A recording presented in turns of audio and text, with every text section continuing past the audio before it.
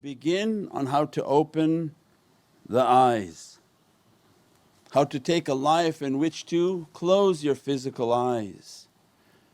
That nothing from these physical eyes sees good but deceit in this world, Ya Rabbi. I can't take my isharat from my physical eyes. And then I train this way of tafakkur in which to contemplate.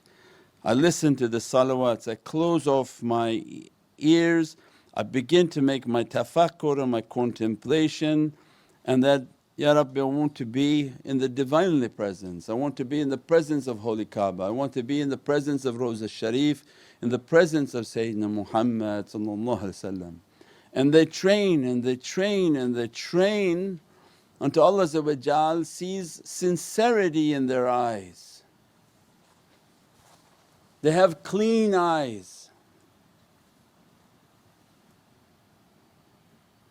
Can Allah grant sincerity to dirty eyes? No.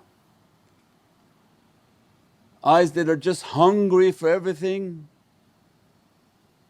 they have a hasad for everything, anything they look at they want, anything they see somebody has they're jealous and angry of.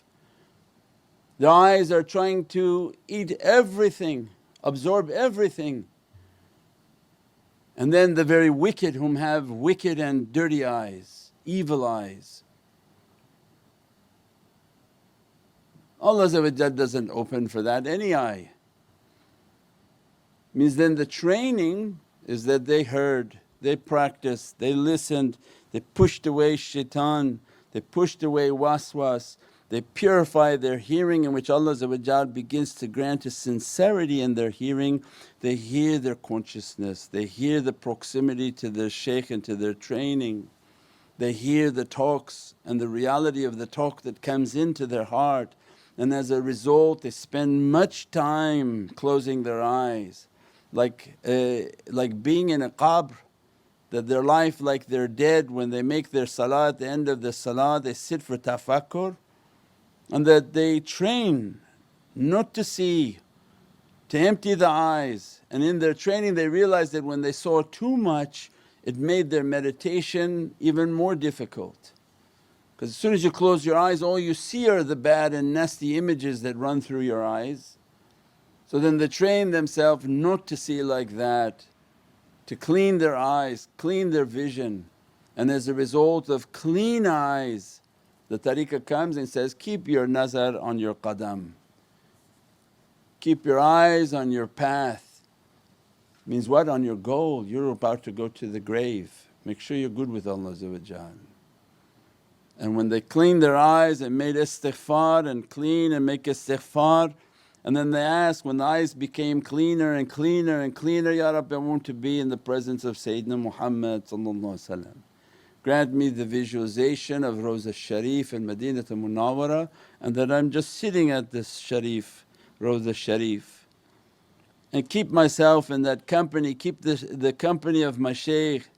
When Allah said, kunu ma sadiqeen, keep the company of truthful servants. Allah doesn't care for dunya.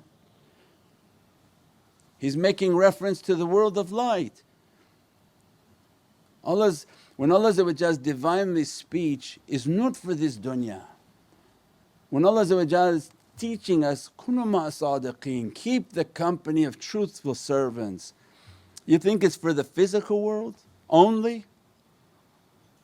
Or more powerful is keep their visualization with them. Keep yourself always in your ruhaniyat with them. That when you meditate, I'm sitting with them. When I'm contemplating, I'm sitting with them. Everything I'm asking to be in their presence.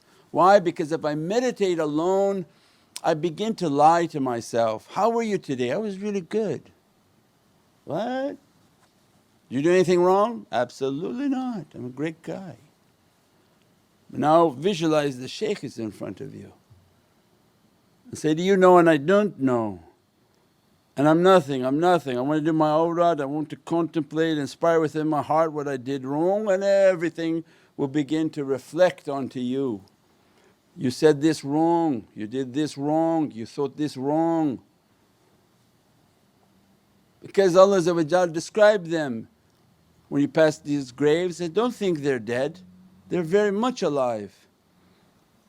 These are shuhada. So awliyaullah are what? Mushahada, right? They died.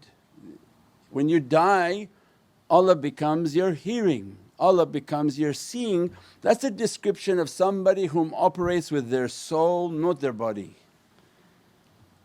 Or somebody who operates with their light, they can be many places at the same time.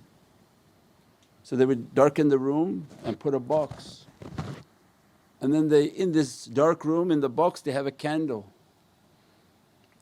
and then they poke a hole and a light comes out. You poke another hole and a light comes out that way. You poke another hole, light comes out that way. Means the wave reality of the shaykh and the soul can be many directions at the same time, many places at the same time. One whom is hayat and has the oceans of al-hayat, in which Allah gave their soul to be hayyul qayyum, they're not operating as a particle.